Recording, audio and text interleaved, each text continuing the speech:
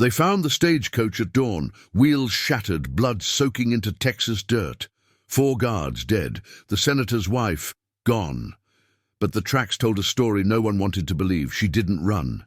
She walked away, with him. Hello, my friends. This is Malik Jefferson, narrator of Slave's Revenge, and today you will hear a story that will touch every part of your heart. Before we begin, subscribe to the channel and tell me in the comments where you're listening from. It's always exciting to know how far our stories reach. Get ready, because the excitement begins now. The night began like any other lie Eleanor Whitmore had learned to live inside. She sat rigid in the stagecoach, spine straight as the whalebone corset cutting into her ribs, gloved hands folded in her lap like a prayer she'd stopped believing in years ago. Across from her, a merchant snored against the window, his jowls trembling with each rattle of the wheels. The air inside smelled of sweat, leather, and the lavender water she'd dabbed on her wrists that morning in San Antonio, back when she still thought perfume could mask the rot. Outside, the Texas frontier stretched black and infinite. No moon, no stars, just darkness thick enough to drown in. She pressed her forehead against the glass, watching her reflection fracture in the lamplight. 32 years old. Beautiful, they said.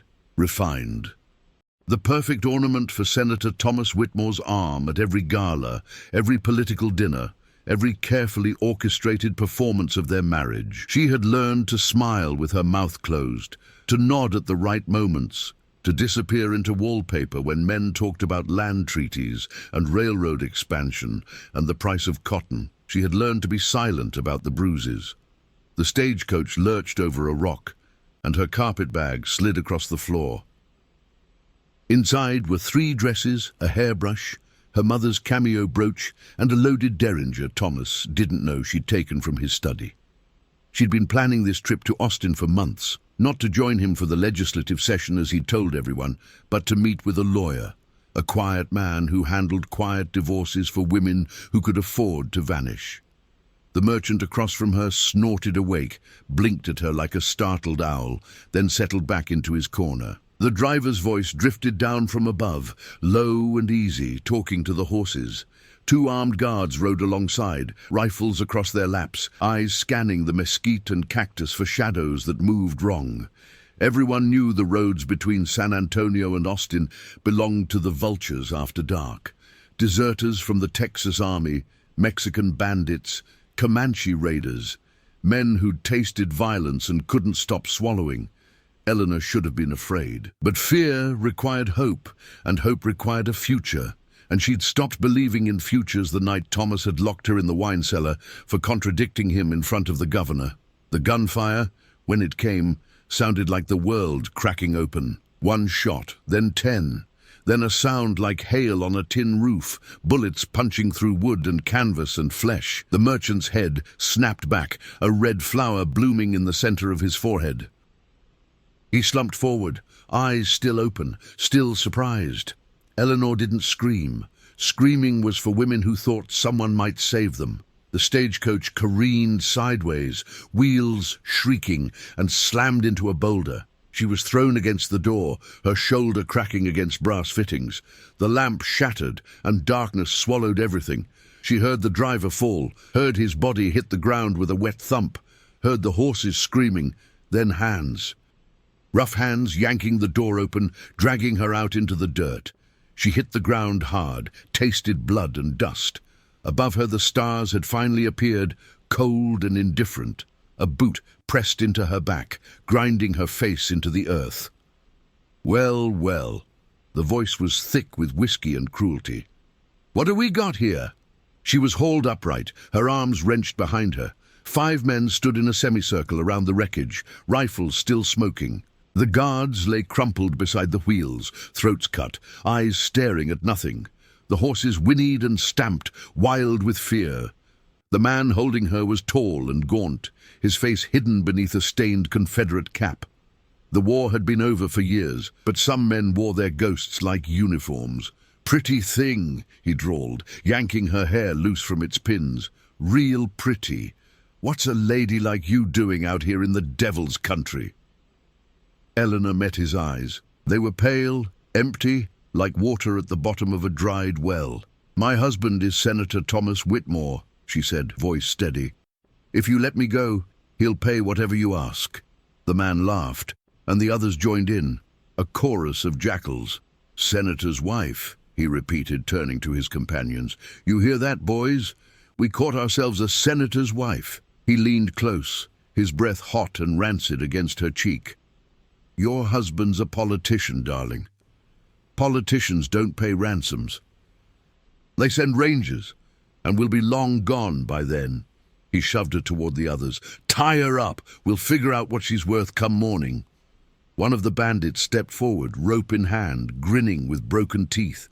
Eleanor's fingers found the derringer tucked into her corset, but before she could pull it free, the night exploded, not with gunfire, with silence.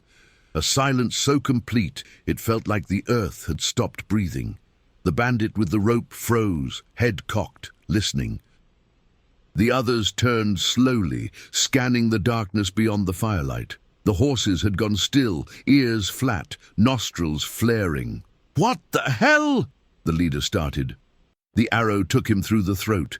He dropped without a sound, hands clutching at the shaft, blood bubbling between his fingers. The others spun, rifles raised, shouting, but the darkness gave nothing back. Another arrow, another body. Then a figure stepped into the firelight, and Eleanor's breath caught. He was Comanche. She knew that immediately, though she'd never seen one up close. Tall and lean, his chest bare except for a breastplate of bone and leather, his face painted in black and white stripes that made his eyes look like windows into some other world. His hair was long, braided with feathers and strips of cloth. In one hand he held a bow, in the other a knife carved from buffalo horn, the blade dark with use. He moved like smoke, silent, fluid, inevitable. The bandits fired. Bullets tore through the air where he'd been, but he was already gone, circling behind them, striking with the knife, quick and surgical. One man fell, clutching his belly. Another stumbled backward, blood pouring from his neck. The last bandit ran. He made it 10 feet before an arrow punched through his spine. And then there was silence again, real silence, the kind that settles over a battlefield when the killing is done. Eleanor stood frozen, hands still behind her back, staring at the bodies scattered around the stagecoach like broken dolls. The Comanche warrior turned to her, his chest rising and falling with steady breaths, and she waited for the killing blow. Instead, he stepped forward and cut her bonds. She stumbled, catching herself against the stagecoach. Her wrists burned where the rope had bit into skin. The warrior watched her, his expression unreadable, and she realized with a start that his eyes were not the black she'd expected, but a deep amber flecked with gold. "Why?" she whispered. He didn't answer.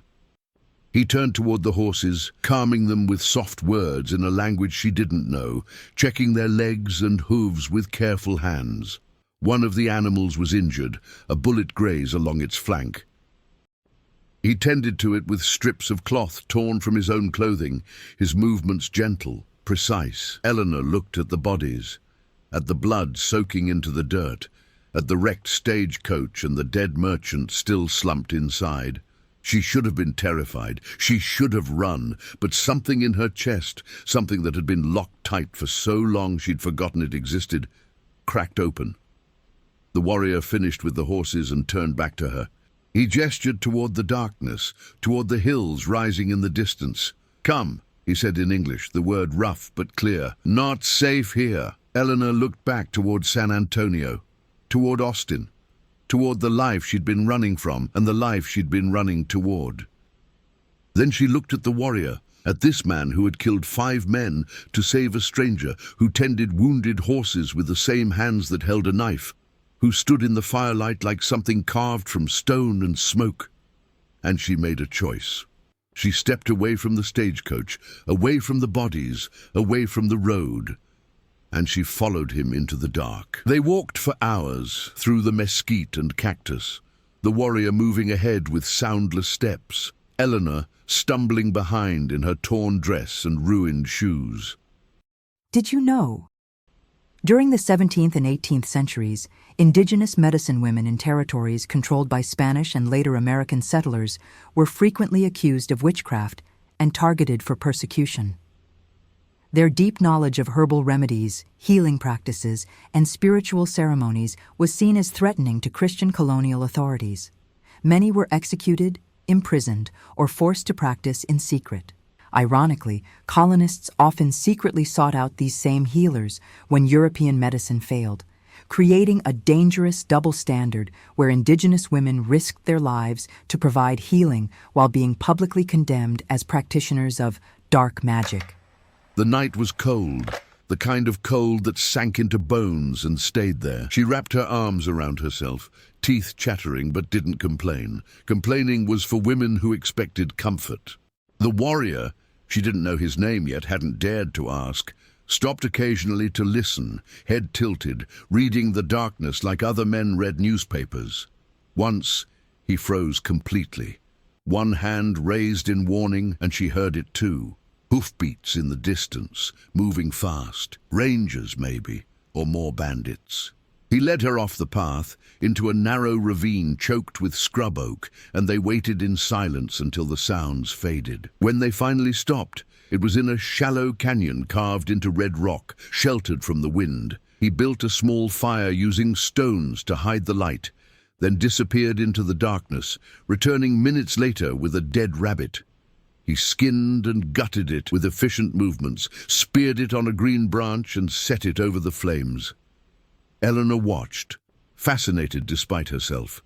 She'd never seen meat prepared outside a kitchen, had never realized how much blood there was in something so small.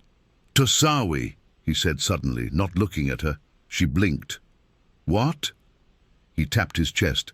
"Tosawi, my name." "Eleanor," she replied. "Eleanor Whitmore." He nodded as if he'd already known. They ate in silence, the rabbit tough and smoky, the best thing she'd ever tasted. When they finished, Tosawi banked the fire and settled against the canyon wall, bow across his lap, eyes on the entrance. Eleanor sat across from him, hugging her knees, studying him in the dying firelight. "Why did you save me?" she asked finally. He was silent for so long she thought he wouldn't answer. Then, those men, they kill for pleasure, not for food, not for protection, just pleasure. He said the word like it tasted wrong. "That is not the way." "But I'm white, your people and mine. Your people take land, kill buffalo, break promises." His eyes found hers across the fire. "But you did not do these things. You were just there, in the wrong place." Eleanor looked down at her hands. They were scratched and dirty, the nails broken, the silk gloves long gone. "My husband would say you're a savage, that your people are animals who need to be civilized or exterminated." "And what do you say?" She thought about Thomas, about the dinner parties where he and his colleagues drank brandy and discussed Indian removal like they were discussing the weather, about the way he'd once backhanded a servant for spilling wine, then smiled and continued his conversation, as if nothing had happened. "I think," she said slowly, "that civilization is just a word men use to justify cruelty." Tosawi studied her, something shifting in his expression. "You are not like other white women." "No," Eleanor agreed. "I suppose I'm not." She lay down on the hard ground, using her carpetbag as a pillow, and stared up at the stars. They were so bright out here, away from cities and gaslights, bright enough to make her feel small, small enough to disappear. "Tosawi," she whispered. "Yes?" "Thank you." He didn't respond, but she heard him shift slightly, adjusting his position to better watch over her while she slept. For the first time in years, Eleanor Whitmore felt safe. She woke to the smell of coffee. Not real coffee. She realized that when she sat up and saw Tosawi grinding mesquite beans between two rocks, mixing the powder with water in a tin cup he'd salvaged from somewhere. He heated it over the fire and handed it to her without a word. It tasted bitter and earthy, nothing like the chicory blend she drank in San Antonio, but it was warm and it was offered freely, and that made it precious. "We need to move," Tosawi said, already gathering his things. "Rangers will find the stagecoach soon. They will track us." "Where are we going?" He pointed west, toward a line of purple hills barely visible in the morning haze. "There is a place, hidden canyon, water, shelter. We can stay there until it is safe." "And then what?" He looked at her with those amber eyes, and she saw the question behind the question. "Then you go back to your people. Or," he trailed off, or you do not." Eleanor stood, brushing dirt from her ruined dress. The fabric was torn at the hem, stained with blood and dust. Her hair hung loose and tangled down her back. She looked like a mad woman. She felt more sane than she had in years. "Let's go," she said. They traveled through the day, moving carefully through arroyos and dry creek beds, avoiding open ground. Tosawi taught her to walk without breaking twigs, to read the land for water and danger, to understand the language of birds. When a hawk circled overhead, he stopped and watched it until it flew north. "What does that mean?" Eleanor asked. "It means someone is coming from the south. We go west." She wanted to ask how he knew, but she was learning that some knowledge didn't come from books or schools. It came from being born into a place and learning to listen to it the way one might listen to a parent's voice. They crossed paths with a group of Mexican traders heading to San Antonio. Tosawi spoke to them in Spanish, another surprise, and traded one of the dead bandits' rifles for a blanket, dried meat, and a water skin. The traders eyed Eleanor with open curiosity but asked no questions. On the frontier, it was healthier not to know too much. By midday, the heat was brutal. The sun hammered down like a smith's anvil, and Eleanor's lips cracked and bled. Tosawi found shade beneath an overhang of rock and made her rest, wetting a cloth and draping it over her head. She watched him scout the perimeter, moving like a shadow despite the harsh light, and wondered what Thomas was doing right now. Had he been informed yet? Was he organizing a search party, or was he already spinning the story to his advantage? The tragic senator whose wife was taken by savages? She pulled the derringer from her corset and studied it. 2 shots. She'd loaded it herself the night before leaving San Antonio, practicing in secret while Thomas was at the club. She'd imagined using it on bandits, maybe, or on herself, if things got desperate enough. She hadn't imagined this, hadn't imagined sitting in the desert with a Comanche warrior who'd killed 5 men to save her and asked nothing in return. "Your weapon," Tosawi said, appearing beside her so quietly she jumped. "You know how to use it? I know how to point and pull the trigger." "That is not the same as knowing." He sat beside her, close enough that she could see the scars on his arms and chest, a roadmap of violence survived. Killing a man is not like killing a rabbit. The rabbit does not look at you, does not speak, does not remind you of your brother, your father, yourself. You've killed many men. Yes. Does it get easier? No. He met her eyes. It should never be easy. The day it becomes easy, you are no longer human. You are just weapon. Eleanor thought about Thomas, about the casual way he'd ordered the execution of a man accused of stealing horses, how he'd watched the hanging from his office window while eating lunch. She wondered if he'd ever felt the weight of it, or if he'd stopped being human long ago. "The men last night," she said, "did they remind you of anyone?" Tosawi was quiet for a long moment. "My brother, one of them, same eyes, same way of standing." He looked away. "I killed him anyway. I'm sorry." "Do not be sorry. He chose his path. I chose mine." He stood, offering his hand. "We should move. 2 more hours and we reach the canyon." Eleanor took his hand. His palm was rough with calluses, warm and solid. He pulled her to her feet with effortless strength, and for a moment they stood close enough that she could smell him, smoke and sage, and something wild she had no name for. She should have stepped back, should have remembered propriety, reputation, all the rules she'd been trained to follow since childhood. Instead, she held on for 1 second longer than necessary, and Tosawi, she noticed, did not pull away. The hidden canyon was exactly that, hidden. They approached from the north, scrambling down a narrow crevice in the rock that looked like nothing more than a shadow, and emerged into a space that felt like something out of a dream.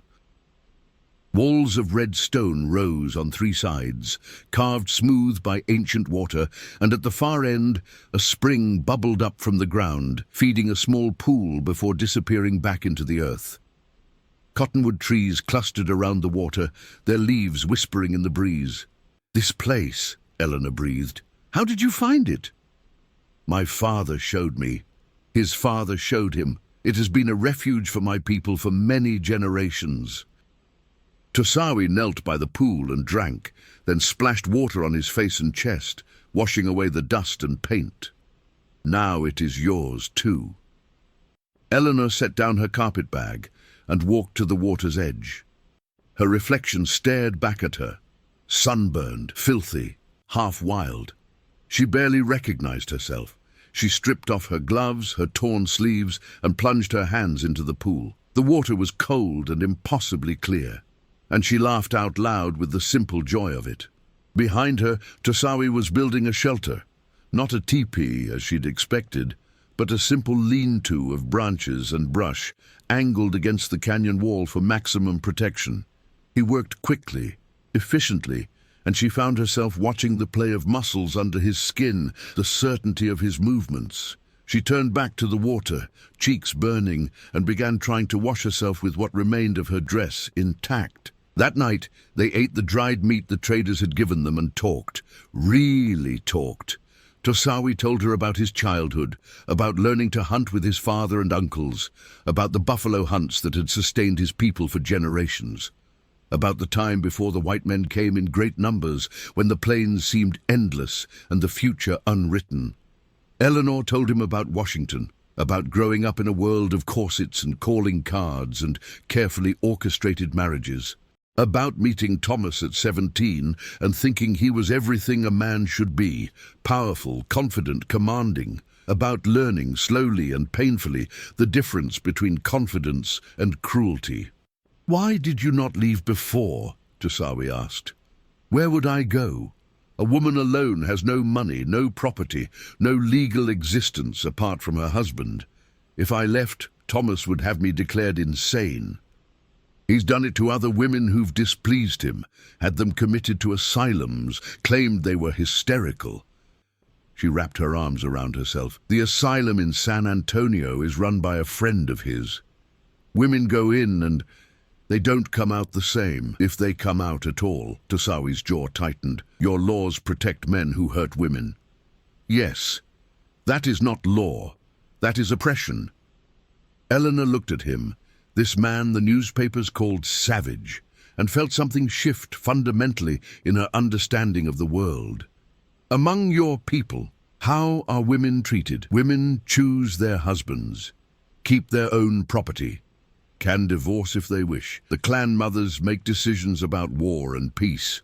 He poked at the fire with a stick. "Men who hurt women are cast out, shunned, sometimes killed." She stared at him. "That's not what we're told. We're told that Indian women are slaves, property. And yet here you sit, free for the first time in how many years?" He met her eyes across the flames. "Who is lying to you, Eleanor Whitmore?" She had no answer to that. They sat in silence as the fire burned down to embers. Above them, the Milky Way sprawled across the sky like a river of light, and Eleanor felt herself dissolving into it, all the rigid structures of her old life crumbling away like sandstone in a flood. "Tosawi." "Yes, I'm not going back." He looked at her, and in the dying firelight, his face was unreadable. "You understand what that means? You will be hunted. Your husband will not let you go easily. I know. My people, we are moving west, beyond the white man's reach. There are those who would kill me for bringing you, who would see you as enemy, as colonizer. I know that too. Then why?" Eleanor stood and walked to the edge of the firelight, looking up at the stars. Because for 2 days I've been more alive than in 10 years of marriage. Because you killed 5 men to save a stranger and asked nothing in return. Because you speak to horses like they're friends and treat the land like it's holy. She turned back to him. Because when I'm with you, I remember that I'm human, not property, not ornament. Human. Tosawi rose and came to stand beside her. They were close now. Close enough that she could feel the heat radiating from his skin, could see her own reflection in his eyes. There is no going back from this, he said quietly. If you choose this path, you will lose everything. Your name, your status, your place in the white world. Did you know? While the famous Navajo code talkers served in World War II, their ability to use their language as an unbreakable code was only possible because the Navajo language survived centuries of suppression attempts. During the 1700s, 1800s, the slavery era, Spanish missionaries and later American authorities actively tried to eliminate indigenous languages through mission schools and punitive measures. Children caught speaking their native tongue were beaten or imprisoned. Yet the Navajo and many other tribes preserved their languages through secret teaching, oral traditions passed down in hidden ceremonies, and deliberate resistance to assimilation, making their language one of the most complex and complete indigenous languages surviving into the modern era. I lost all of that the day I married Thomas Whitmore. She reached out, her hand trembling, and placed it over his heart. I'm choosing this. I'm choosing me. He covered her hand with his own. His palm was rough and warm, and beneath it she could feel his heartbeat, steady, strong, alive. Then I will teach you, he said, how to survive, how to fight, how to belong to yourself and no one else. And if the Rangers find us, then we fight them too. Eleanor looked into his eyes and saw no lies there, no performance, no mask, just truth, raw and unvarnished. Show me, she said. And he did. The days blurred together in the hidden canyon, each one bleeding into the next, in a rhythm Eleanor had never known existed. She learned to move through the desert like water, to find food where she'd seen only emptiness, to read the sky for weather and the ground for tracks. Tosawi was a patient teacher, correcting her mistakes without judgment, praising her progress without condescension. He taught her to use a bow, though her first attempts were laughable. Arrows flying wild, bouncing off rocks, disappearing into bushes. But she kept trying, and on the 5th day she hit her target, a prickly pear cactus 20 yards away. She whooped with joy, and Tosawi smiled, a real smile, not the carefully neutral expression he usually wore. You learn fast, he said. I'm motivated. He showed her how to set snares for rabbits, how to find water by watching where birds flew at dawn, how to move without sound. He taught her words in his language, Numuhunaiv for person, Pia for mother, Taikwa for husband, though she noticed he never used that last word in reference to Thomas, only as translation. At night, they sat by the fire and he told her stories, not the sanitized fairy tales she'd grown up with, but real stories. Bloody and beautiful and strange. Stories about Coyote, the trickster, about the time before humans, when animals could speak, about the places where the spirit world touched the earth and things impossible became real. Do you believe them? She asked one night. These stories, Tosawi considered this. Belief is a white man's word. It means choosing one truth over another. We do not believe the stories. We live inside them. They are the shape of the world. Eleanor thought about the Bible, about the sermons she'd sat through every Sunday, the preacher's voice booming about sin and salvation, while Thomas dozed beside her. She'd never felt God in those churches. But here, under the vast sky, with the coyotes singing in the distance and the stars wheeling overhead, she felt something. Not God exactly. Something older. Something that had been here long before churches and sermons and men in black robes telling women they were born sinful. On the 8th day, Tosawi took her to the top of the canyon rim. They climbed in the cool of early morning, Eleanor's hands bleeding from the rough rock, but her spirit soaring with each foot of elevation gained. At the top, she could see forever. The desert stretching in every direction, mountains purple and ghostly on the horizon, the sky so blue it hurt to look at. "This," Tosawi said, spreading his arms wide, "is what they are taking. This is why we fight." Eleanor turned slowly, drinking it in. "It's beautiful. It is more than beautiful. It is us. Our bones will go into this earth. Our spirits will ride these winds. When they take the land, they take our souls." He looked at her. "Do you understand now? Why we cannot simply move, simply surrender?" "Yes," she whispered, "I understand."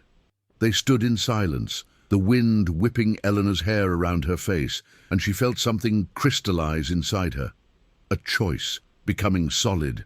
That afternoon, real. While Tosawi was checking the snares, Eleanor took her wedding ring from her carpet bag. She'd kept it hidden, not sure why, not ready to let go of that last connection to her old life. She held it up to the light. A band of gold with 3 small diamonds, the kind of ring that announced wealth and status and ownership. She walked to the fire and dropped it in. The gold glowed red, then white, then began to melt. She watched it dissolve, becoming shapeless, becoming nothing, and felt something in her chest unclench. When Tosawi returned, she was sitting beside the cooling fire, staring at the blackened spot where the ring had been. "It is done," he asked. "It is done." He sat beside her, close enough that their shoulders touched. "There is something you should know," he said carefully. "Rangers were at the stagecoach 3 days ago. I watched them from the ridge. They brought dogs." Eleanor's stomach tightened. "Will they find us?" "Not easily, but they will keep looking." He paused. "Your husband offered a reward, $500 for your safe return, 1,000 if the man who took you is killed." She laughed, bitter and sharp. "Of course he did. It's not about me. It's about his reputation, his property. We cannot stay here much longer. My people are moving to winter grounds in 2 weeks. If we do not meet them, we will be alone when the cold comes. Then we go to your people." Tosawi was quiet for a long moment. "Eleanor, you are white, a senator's wife. There are those among my people who have lost children, parents, brothers to your people soldiers, who have watched their homes burn, their food destroyed. They will not welcome you. Will they kill me? No, but they may cast you out, send you back. Then I'll convince them not to. How?" Eleanor thought about this, about the skills she'd learned in Washington, the endless dinners and receptions, where survival meant reading people, understanding what they wanted, what they feared. She'd hated that world, but she'd been good at it, very good. "I'll show them I'm useful. I can heal. I learned from our housekeeper when I was young, before Thomas forbid it. I can sew, cook, work. I'll prove I'm not just another white woman who sees your people as curiosities or threats." Tosawi studied her face, and she held his gaze, willing him to see what she meant. Finally, he nodded.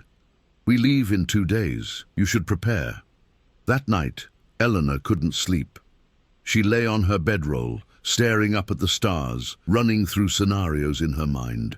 What if Tosawi's people rejected her? What if Thomas found them first? What if she was making the biggest mistake of her life? But then she thought about the alternative, going back. Being that woman again, silent, decorative, slowly dying inside a gilded cage. No, whatever happened, she would not go back. She heard Tosawi shift in his sleep, and without thinking she moved closer. He woke immediately, alert, but when he saw it was her, he relaxed. "Can't sleep?" he asked. "Too many thoughts." He considered her for a moment, then lifted his blanket in invitation. Eleanor hesitated only a second before sliding in beside him. His body was warm and solid, and when he wrapped his arm around her, she felt safer than she'd ever felt in her marriage bed. "Tosawi." "Yes? What happens if they don't accept me? Your people?" "Then we find another way." "We?" She felt him nod against her hair. We. You are not alone in this, Eleanor. You chose this path, but I choose to walk it with you. She turned in his arms to face him, and in the darkness his eyes were liquid gold. Why? Because you see me, not as savage, not as noble warrior, not as any of the stories white people tell about my kind. You see Tosawi, the man. His hand came up to cup her face, thumb brushing across her cheekbone. And I see you, not as senator's wife, not as white woman, as Eleanor, just Eleanor. She kissed him then, and it was nothing like kissing Thomas had been. Nothing performative or obligatory or cold. It was fire and wind and the taste of smoke, and when they finally broke apart, both of them were shaking. Is this, she started, only if you want it.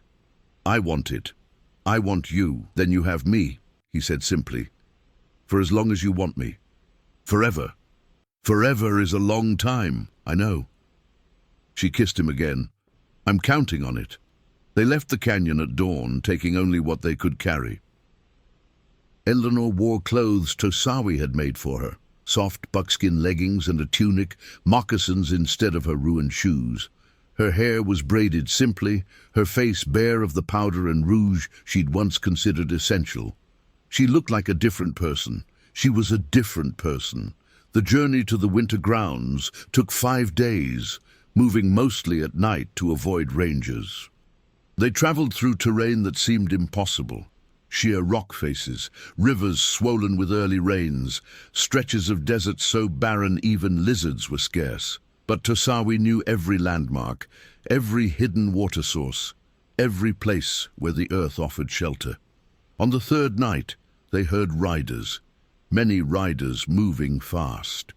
Tosawi pulled Eleanor into a cleft in the rock, and they pressed together, hardly breathing, as a dozen rangers thundered past not 20 feet away.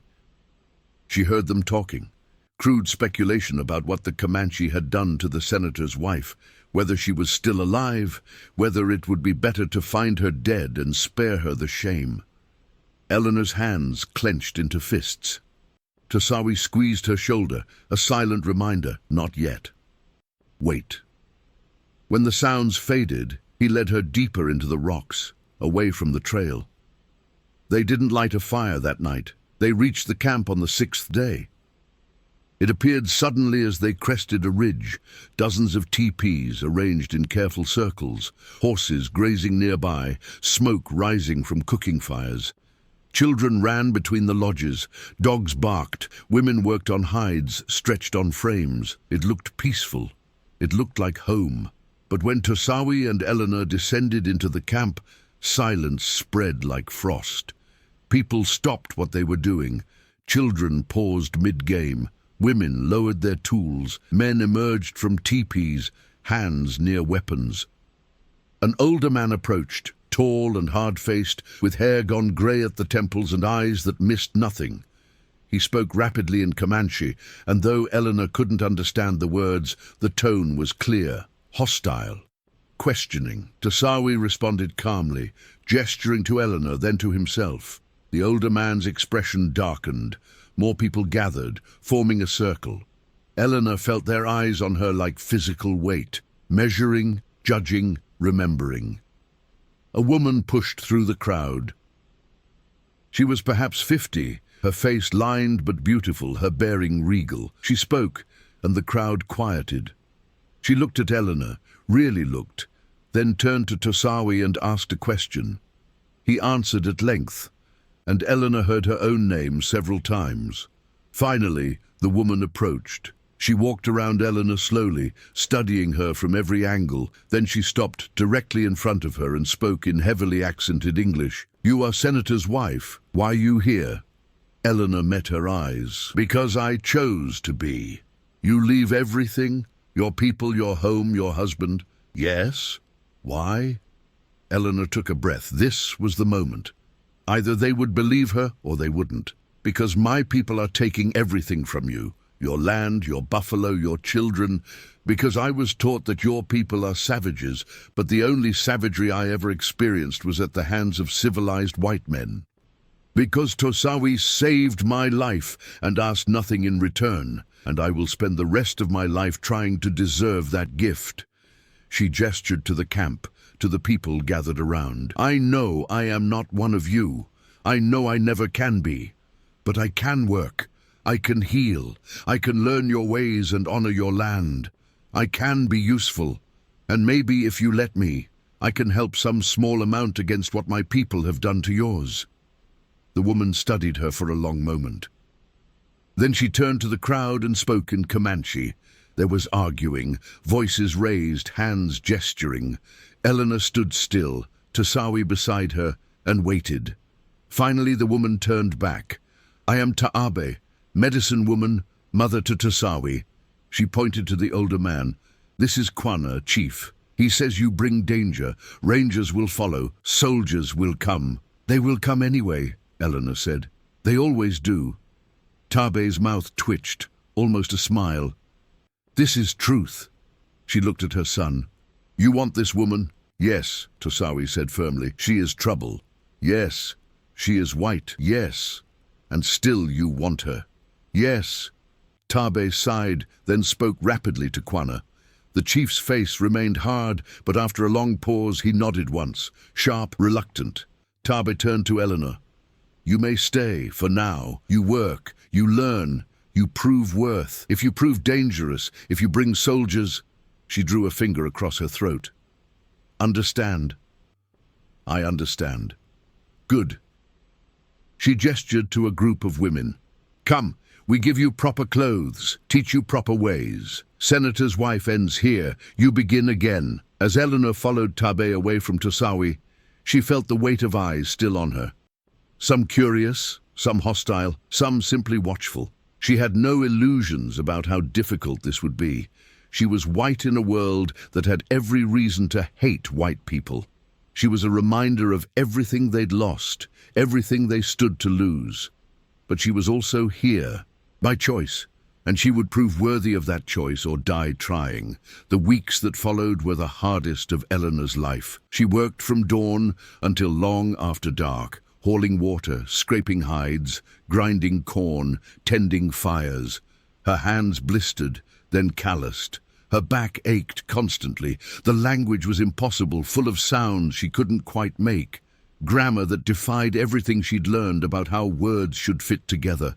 Some of the women helped her. Others made it clear they wished she would leave or die. Once she overheard two younger women discussing whether it would be better to kill her quickly or let her slowly starve during winter.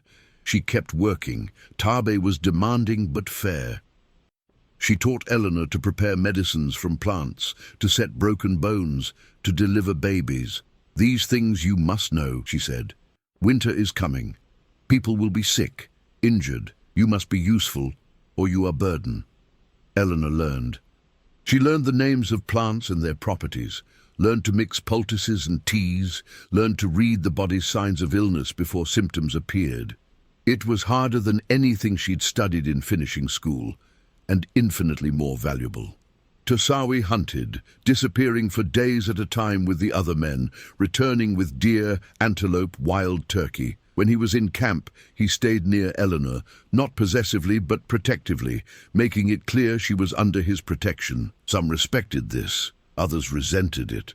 One night, 2 months after her arrival, an older warrior named Pahayoko approached Eleanor as she worked on a hide. He spoke no English, but his intent was clear. He grabbed her wrist, yanked her to her feet, and began dragging her toward the edge of camp. Eleanor didn't scream. She drove her knee into his groin with all the force she could muster. Pahayoko doubled over, and she brought her other knee up into his face. Blood exploded from his nose. He went down hard, and Eleanor stood over him, fists raised, ready. The camp had gone silent. Everyone was watching. Pahayoko struggled to his feet, murder in his eyes. He reached for his knife. "Stop!" Tosawi appeared between them, his voice quiet but absolute. He spoke in Comanche, too fast for Eleanor to catch, but the meaning was clear. "Back off." Pahayoko spat blood and replied, gesturing angrily at Eleanor. Other men gathered around, some siding with Pahayoko, others with Tosawi. The argument grew heated, then Tabe pushed through the crowd. She looked at Pahayoko's bleeding face, looked at Eleanor's raised fists, and laughed.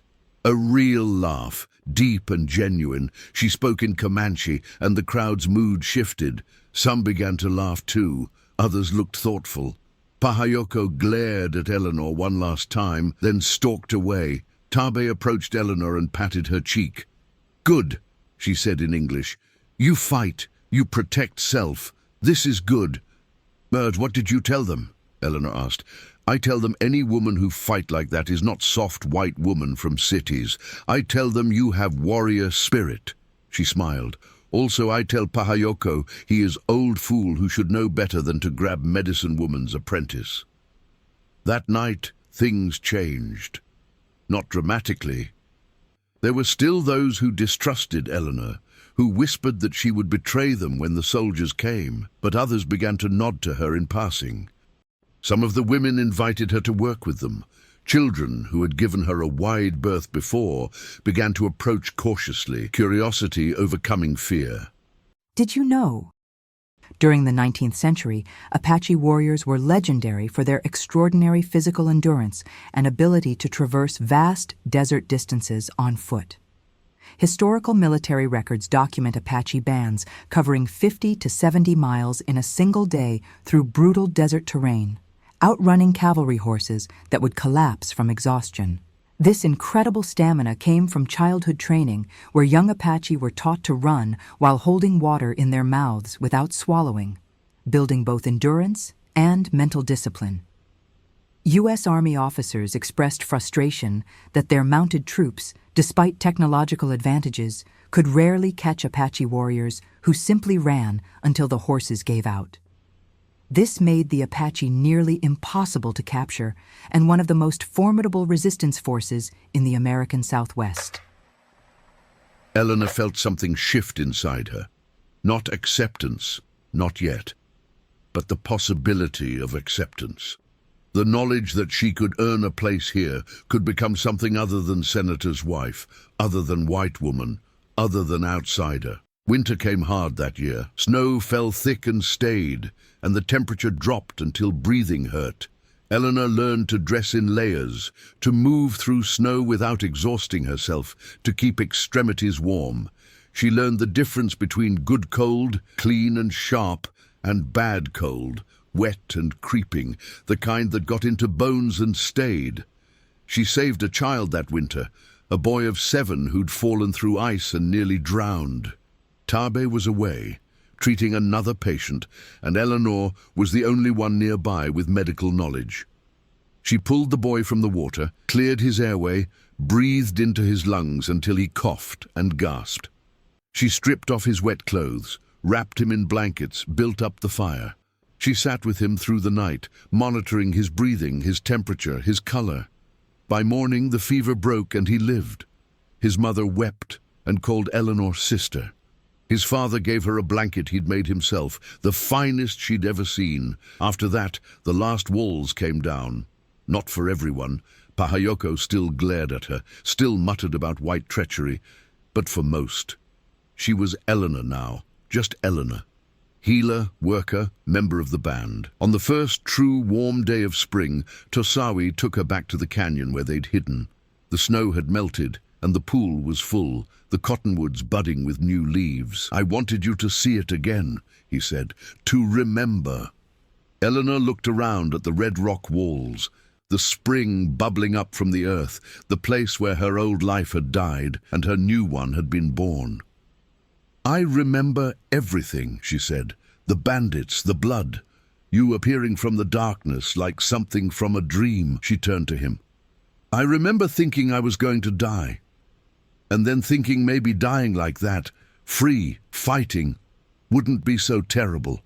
But you did not die." "No, I lived." She took his hand. "Because of you." "No, because of you. I gave you a chance. You chose what to do with it." They stood together as the sun climbed higher, warming the stone, warming their skin. Eleanor thought about Thomas, wondered if he'd given up the search or if he still sent rangers out, still offered rewards. She thought about the newspapers, What stories they'd written about the senator's wife who vanished into the wilderness. What lessons proper ladies were meant to learn from her fall from grace. She hoped those ladies were paying attention. She hoped at least some of them saw her story and thought, maybe there's another way, maybe we don't have to be what they tell us to be. Come, Tosawi said, we should return. Tabe wants to teach you about birth medicines. She says you are ready to deliver your first baby alone. Eleanor smiled. Then let's not keep her waiting. They walked back toward camp, hand in hand, and Eleanor looked back only once at the canyon. Her refuge, her birthplace, her door between worlds. Then she turned forward, toward the future, toward the life she'd chosen, and the people she'd chosen it with. Behind them, the desert stretched vast and beautiful and free, and somewhere in that emptiness, carried on the wind, was the whisper of a legend still being written. The story of the senator's wife who disappeared into the wild and found herself, who traded power for freedom, fear for love, civilization for truth. They called it scandal. The Comanche called it balance, and the land remembered her name.